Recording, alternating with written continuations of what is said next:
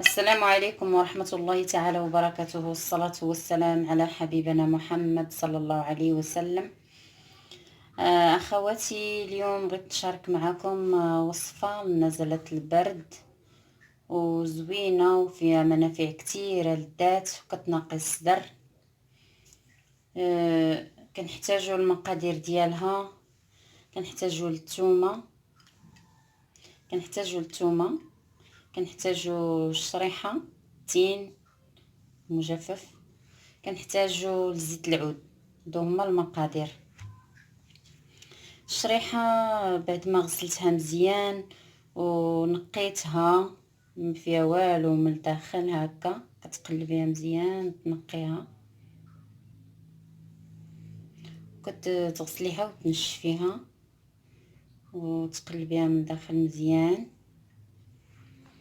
الثومه الا كانت كبيره كتقسميها. تين مذكور في القرآن ولله الحمد، تيني والزيتون وطور السنين وهذا البلد الأمين.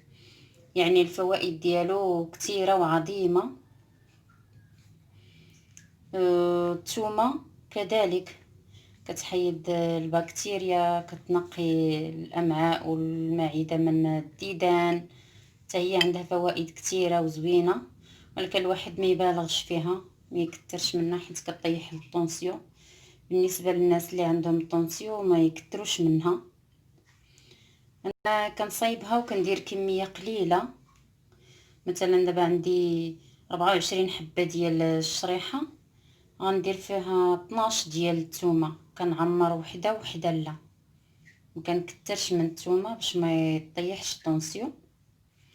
صافي كنعمرها بحال هكا، كتحليها وكتعمريها، كديري فيها وحيده، كديري فيها الثومه وحده بحال هكا، وكنديرها في كسكاس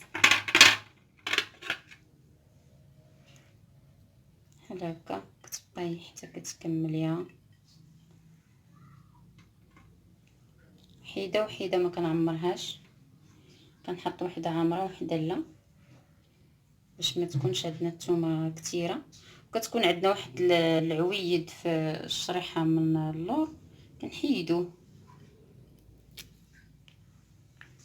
كنقيوها من داك العويد ديالها وكنعمروها الثومه، وكنحطو في كسكاس بحال هكا حتى كنساليو الكميه كلها وكنديروها تبخر.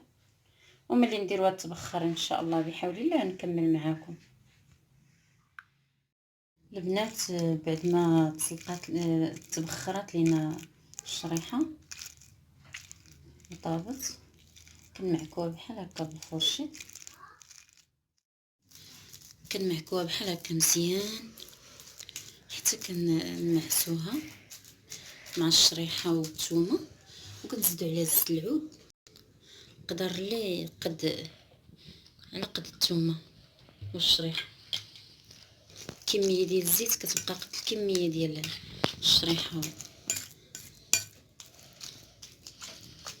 بحال هكا تنمعكوها. صافي كنجيبو قرعه ديال الزاج مغسوله نقيه وكنحتفظوا بها في القرعه، كنحتفظوا بها في قرعه ديال الدجاج نقيه مغسوله، كنعمروها في قرعه الزاج. تنبقاو ناخذوا معلقه في الصباح ومعلقه في العشيه، وراها وصفه مجربه ومزيانه وبالصحه والشفاء للجميع. البنات، ها هي الوصفه ديالنا بعد ما ساليناها. ديما كنديروا الكميه اللي نستهلكوا، تسالى لينا نعاود نديروا كميه اخرى ان شاء الله. ماشي مزيان طول، ما خصكش ديريها وطول، خصك ديري الكميه اللي تستهلكي، تسالى لك وتعاودي تصايبيها. راه سهله وبسيطه ومكوناتها بساط، وبالشفاء للجميع يا رب.